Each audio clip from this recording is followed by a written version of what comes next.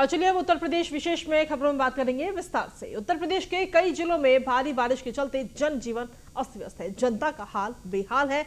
और ऐसे में मुख्यमंत्री योगी आदित्यनाथ ने बाढ़ प्रभावित जिलों का हवाई सर्वेक्षण कर लोगों को हर संभव मदद का भरोसा दे रहे हैं। गोरखपुर, संत कबीर नगर, बस्ती और अयोध्या में बाढ़ प्रभावित इलाकों का उन्होंने जायजा लिया। अधिकारियों को राहत कार्य तेज करने के सीधे तौर पर निर्देश दिए हैं।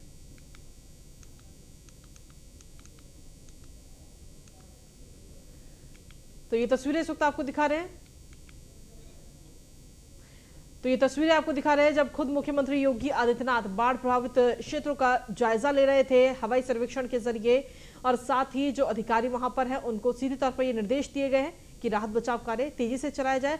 और पूरे क्या कुछ नुकसान हुआ है, कितने मवेशियों की मौत हुई है या किन किन लोगों को कितनी चीजों का नुकसान हो रहा है, इसका आकलन करने के निर्देश सीधे तौर पर अधिकारियों को मुख्यमंत्री ने दिए हैं।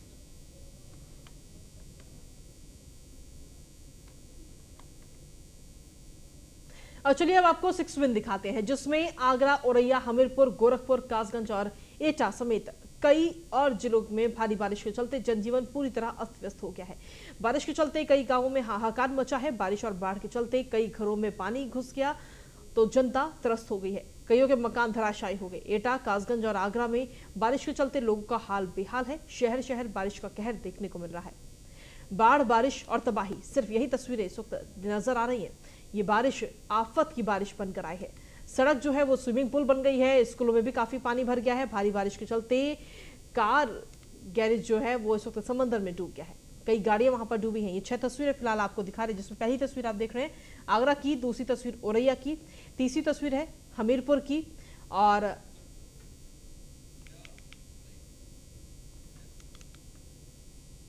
इसी के साथ चलिए खबरों में आगे बढ़ेंगे। मुख्यमंत्री योगी आदित्यनाथ ने राजधानी के इंदिरा गांधी प्रतिष्ठान में आयोजित national urban planning and management conclave के विशेष सत्र को बतौर मुख्य अतिथि संबोधित किया। उन्होंने कहा कि भूमाफिया को अनियोजित कॉलोनी बसाने से पहले ही मजबूती से रोकना होगा और सुनियोजित नगर विकास पर जोर देना होगा। सीएम योगी आदित्यनाथ ने कहा कि नगर निकायों को विकास के नए मॉडल अपनाकर आत्मनिर्भर बनने पर जोर देना होगा। अभी ज्यादातर नगर निकायों की ये स्थिति है कि अगर राज्य सरकार वित्तीय मदद ना करे तो वो अपने कर्मचारियों का वेतन तक नहीं दे सकते। देश की अर्थव्यवस्था को $5 ट्रिलियन तक पहुंचाने के लिए यूपी की अर्थव्यवस्था को भी $1 ट्रिलियन तक लाना होगा और इसमें सुनियोजित नगरीय विकास की बहुत बड़ी भूमिका होगी।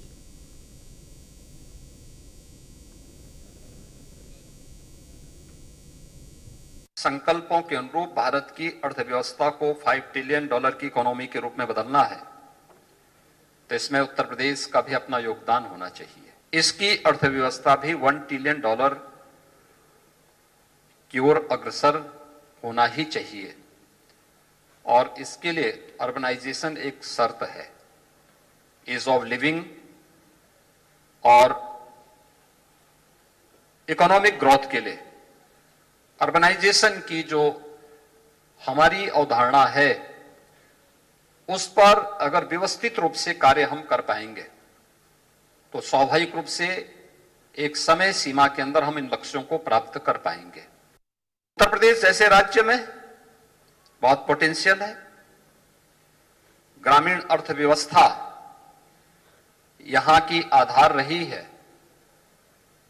और उस दिशा में अपने स्तर पर लोगों ने प्रयास भी किए हैं।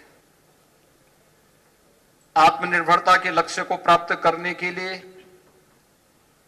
ग्रामीण क्षेत्र हो या शहरी क्षेत्र, दोनों में प्रयास हुए, लेकिन समय के अनुरूप हमने उन्हें बदलने का प्रयास नहीं किया। और विगत 5 वर्ष के अंदर अगर हम देखेंगे उत्तर प्रदेश के अंदर 100 से ज्यादा अर्बन बॉडीज नहीं बनाई गई।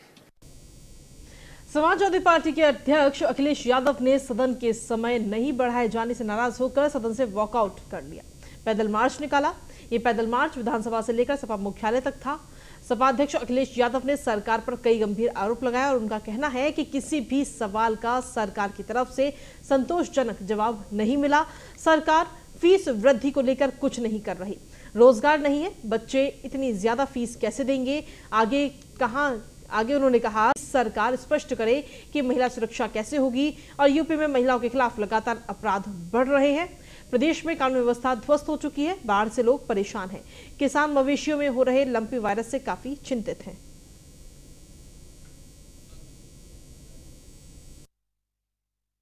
आज सदन से वॉकआउट इसलिए किया है, समाजवादी पार्टी और जितने भी विपक्षी दल हैं इस बात की मांग करते रहे कि सदन का समय बढ़ाया जाए।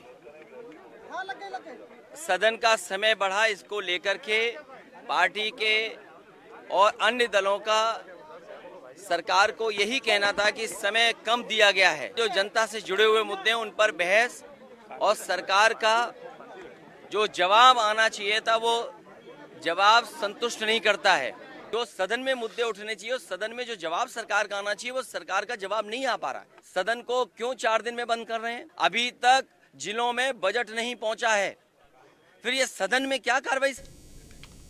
वहीं कानपुर के रावतपुर थाना क्षेत्र में एक चौंकाने वाला मामला सामने आया, जहां एक ही परिवार के सदस्य को डॉक्टर ने 1.5 साल पहले मृत घोषित कर दिया था, जिसके बाद भी परिजन घर में रखे हुए थे ये बॉडी। परिजनों ने ये स्वीकार नहीं कर रहे कि उनकी मृत्यु हो चुकी है।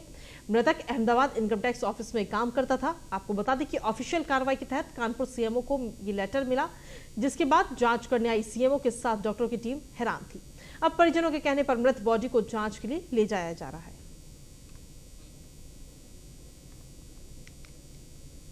मेरी टीम जब यहाँ पर आई है, पहले तो उन्होंने घुसने नहीं दिया। उन्होंने कहा नहीं, अभी हमारे आदमी की सांस चल रही है, ठीक है। जब यहाँ पे चूंकि वो ऑलरेडी कैडबरी कंडीशन में है, कैडबरी का मतलब जो ये कि डेथ काफ़ी समय पहले हो चुकी है, लगभग साल भर से पहले ही डेथ हो चुकी है। कानपुर में एक अनोखा मामला सामने आया है। आईटी विभाग गुजरात में तैनात विमलेश की 1.5 साल पहले मौत हो गई और परिवार के लोग उसको लगातार घर पे रखे हुए थे, सिर्फ इस आश्रय में कि वो कोमा पे है और उसको 1.5 साल लगा। जब इस मामले की शिकायत गुजरात की आईटी विभाग ने कानपुर प्रशासन को की तो उसके मामले की जांच। इस वक्त हम उसी घर के बाहर खड़े हुए हैं और आप देख सकते हैं कि हमारे पीछे जो घर है ये विमलेश का ही घर है, जहाँ पर 1.5 साल तक उसकी मौत, मतलब 22 अगस्त 2021 में उसकी मौत हो गई थी। और उसके बाद से उसकी बॉडी को घर वाले घर भी रखे हुए थे, लेकिन जब ड्यूटी पे वो गैर हाजिर दिखाई दिया तो उसके बाद पुलिस ने जो वहाँ गुजरात ने यहाँ पे जिला प्रशासन संपर्क किया। उसके बाद आज सीएमओ की टीम कानपुर पहुंची और यहाँ पर उन घर पर जाकर जांच भी देखा कि उसकी पूरा शरीर काला पड़ा हुआ था और उसकी मौत हो चुकी, लेकिन परिवार ने फिर भी उसकी जिंदा रहने की बात करी। जिसके बाद सीएमओ की टीम उस विमलेश की जो बॉडी था उसको हाईलाइट लेकर जहाँ पर मृत घोषित होने के बाद उसके सब को पोस्टमार्टम में भेज दिया। इस पूरे मामले में परिवार के लोग बात करने से बच रहे हैं और मीडिया से दूरी बनाए हुए हैं। और सबसे बड़ी बात है कि 1.5 साल तक आखिर बॉडी को क्यों रखे थे, एक बड़ा सवाल है। इसकी मामले की जाँच की जा रही है। कानपुर से रामजीत शर्मा, न्यूज़ 1 इंडिया। कानपुर सांसद अफजाल अंसारी के ऊपर गाजीपुर की गैंगस्टर कोर्ट ने आज एक आपराधिक आरोप तय कर दिया है। मामला 2005 का है, जब मोहम्मदाबाद के तत्कालीन बीजेपी विधायक कृष्णानंद राय समेत 7 लोगों की हत्या कर दी गई थी। इस मामले में अफजाल अंसारी और मुख्तार अंसारी के साथ आधा दर्जन लोग आरोपी घोषित किए गए। आपको बता दें कि इस मामले में स्वयं सांसद अफजाल अंसारी उपस्थित हुए और अपनी दलील दी। जब अफजाल अंसारी कोर्ट से बाहर आए तो उन्होंने पत्रकारों से बातचीत में कहा कि मुझे इस मामले में 2019 में बरी कर दिया गया था, लेकिन ये एक अलग कोर्ट है और यहाँ अलग सुनवाई हुई थी। लेकिन जब मुझे नोटिस दिया गया तो मैं उच्च न्यायालय गया था, लेकिन वहां से स्टे न मिलने से आज फिर कोर्ट में तारीख थी, इसलिए आया था और आज कोर्ट ने आरोप तय किए हैं।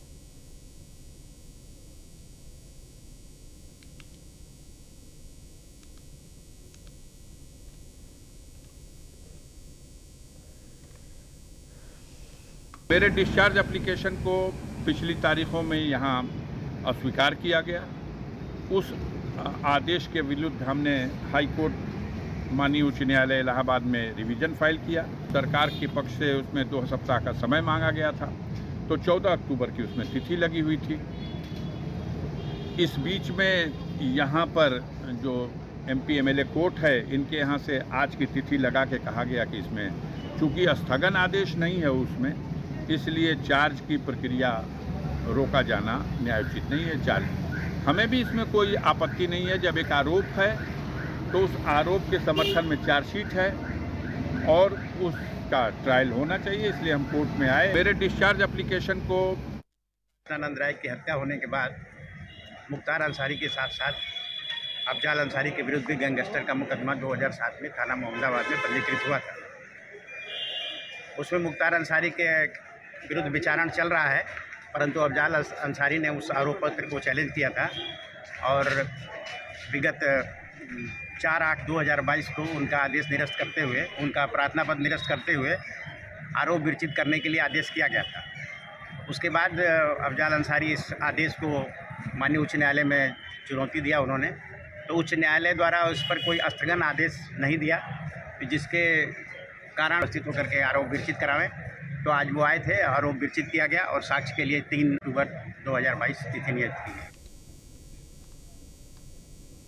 हाईकोर्ट की लखनऊ बेंच ने गैंगस्टर एक्ट के तहत 23 साल पुराने एक मामले में मुख्तार अंसारी को दोषी करार दिया है। न्यायालय ने उसे 5 साल कारावास और 50,000 रुपए जुर्माने की सजा सुनाई है।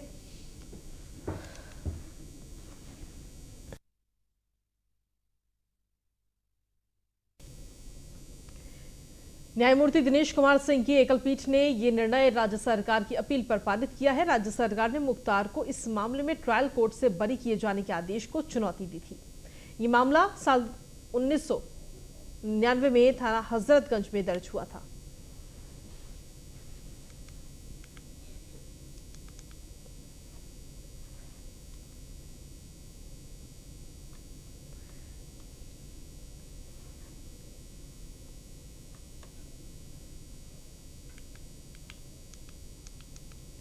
और वहीं अगली खबर ग्रेटर नोएडा से, जहां पर नेपाल बॉर्डर पर बिना वीजा के पकड़े गए 2 चीनी नागरिकों के 3 साथी रवि कुमार, नटवर लाल और प्रदीप व एक अन्य चीनी नागरिक की जमानत खारिज कर दी गई है। चीनी नागरिक व नटवर लाल पर हवाला के कारोबार से जुड़े होने व स्क्रैप के मोबाइल को भारत से चीन भेजने का आरोप लगाया गया है। तो ये बड़ी खबर आप तक पहुंचा रहे हैं। चीनी नागरिक के साथ उसके साथियों की जमानत भी इस वक्त खारिज कर दी गई है। रवि कुमार, नटवर लाल और प्रदीप की जमानत खारिज की गई है। ये बड़ी खबर आप तक पहुंचा रहे हैं। बता दें कि इन सभी पर हवाला कारोबार से जुड़े होने का आरोप है। स्क्रैप के मोबाइल को भारत से चीन भेजने का आरोप था। तो ग्रेटर नोएडा से बड़ी खबर आप तक पहुंचा रहे हैं। 2 चीनी नागरिकों की जमानत खारिज की गई है।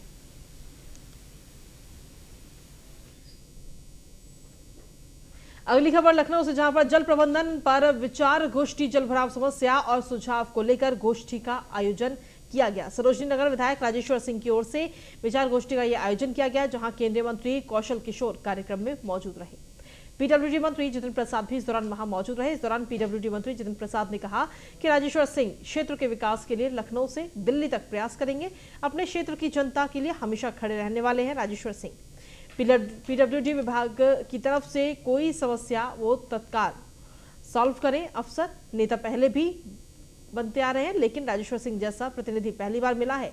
जो भी समस्या होगी हम मिलकर समाधान निकालेंगे। तो वहीं राजेश्वर सिंह ने कहा कि जल भराव की समस्या बहुत बड़ी समस्या है। मैंने जिम्मेदार अधिकारियों के साथ इस समस्या को दूर करने की कोशिश की। सरोजनी नगर की जनता से मीटिंग और संवाद किया है।